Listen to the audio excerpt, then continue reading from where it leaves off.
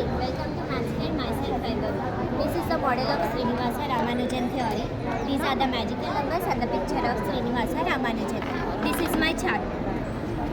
We celebrate the birthday of Srinivasa Ramanujan as Maths Day. He was a great mathematician. He was born on 22nd December 1887 in Tamil Nadu, Kerala. He was a great mathematician even though he did not complete his studies. He studied his own and developed many formulas and settled Cambridge University, England. We celebrate the birthday of Srinivasa Ramanujan as remark of his birthday. He also invented some magical numbers. Do you know what are those? Let me tell you. The magical numbers invented by Srinivasa Ramanujan were 1729.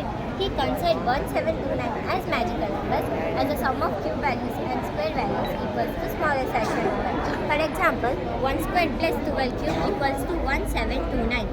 For your joy, I have a puzzle for you. Solve this with correct solutions and say how 2 plus 2 equals to 24. Thanks for visiting my model. Go forward. Hope you will enjoy. Vote for me. Thank you.